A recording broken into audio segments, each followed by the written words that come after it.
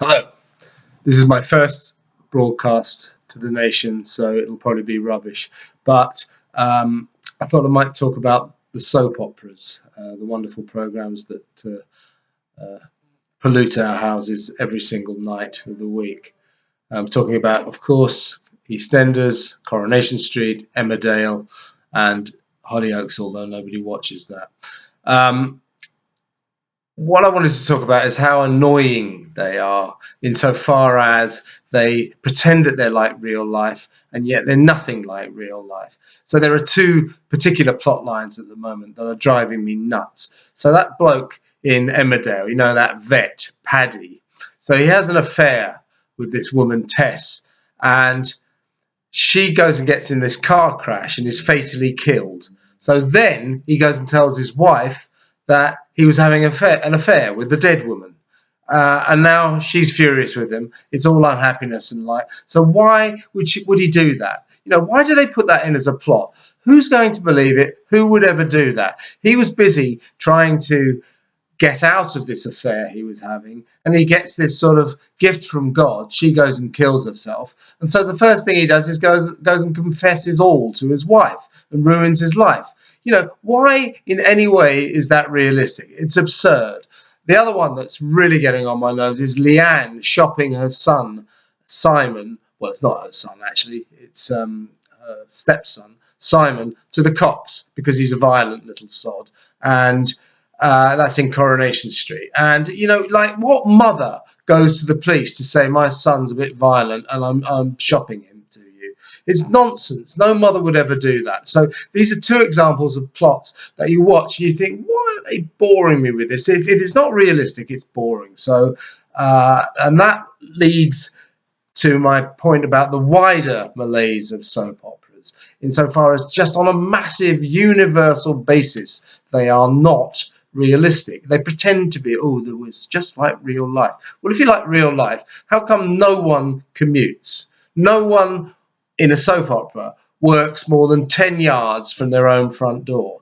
If they happen to lose their job, they go and get a job another 5 yards away. It's ludicrous. So they're all agoraphobics. They're like sort of stuck in this tiny place in Albert Square. They come out of their front doors and go straight to the market or the laundrette or whatever, and that's where they work. And they never contemplate, if they get out of work, if they lose their jobs, remotely leaving Walford, or Albert Square. They just stay there. So that's absurd. We all know the problem that they have, that they haven't heard about the invention of washing machines. No one in soap operas has washing machines. They go to laundrette. So old Dot Branning runs the world's busiest laundrette, and that's because the local people of London E20 sadly haven't been told about the invention of washing machines. So they all have to go and take their laundry day after day after day to Dot, where she cleans them in the spin dry, which also leads me to ludicrous, unrealistic businesses. Because speaking of the laundrette, Nancy and Tamwa recently tried to set up their own curry business in the laundrette in the evening. So once the spin dryers had stopped spinning, Nancy and Tamwa's great business plan, their entrepreneurial venture, was to convert the laundrette into a curry house. And all the locals, the Cockney rabble, pile in there at night and they give them vindaloos. I mean, and Nancy expected Tamwa to give up her job, to give up his job, and she was going to give up her role at the pub to devote themselves to this fabulous venture. I mean, how ridiculous. Meanwhile, the Queen Vic thrives. Fantastic, going concern. What a business, the Carters. It's an East London pub. They're closing down in their droves. But of course, in Walford, it does very well because nobody ever stays in. Nobody eats in. They go drinking every lunchtime and every night. Where do they get all the money from?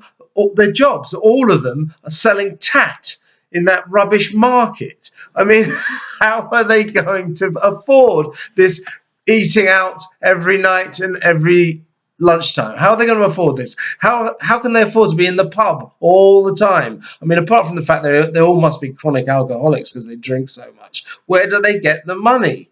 I remember Alfie Moon when he was working in the market. His market store, he used to sell like old bits of china tat and ashtrays and toy cars. That was his career. I mean, how do you make a living from that? And Roxy Mitchell stood for many months or a couple of years, but beside two sort of curry trays that the masseuds used to make, and she used to sell this to people, and that was her job.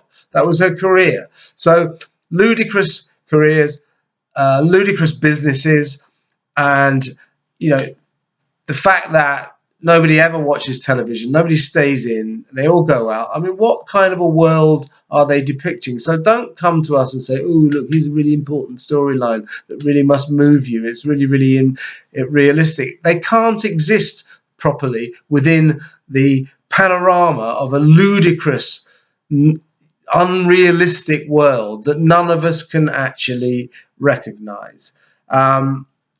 So the point is, there are all three soaps are about to get new bosses, and what I'm hoping is that with the new broom, they sort of try to make kind of vague contact with the real world and make their shows just slightly less ludicrous. I mean, it's not that I don't quite enjoy them, but I only enjoy them as kind of comedies because they're so stupid and so otherworldly.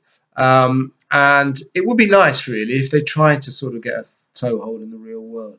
Somebody the other week when Shabnam left Albert Square, she got into sort of a taxi, and the taxi moves away as they always do at 3 miles an hour. No cars ever go faster than 3 miles an hour in Albert Square.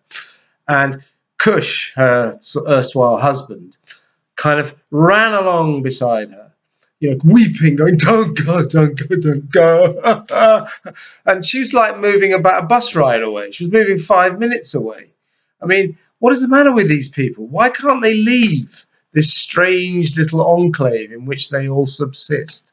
So this is my State of the Nation speech about the soaps, and they all have new bosses and they all have a chance to change. So I'm pleading with them.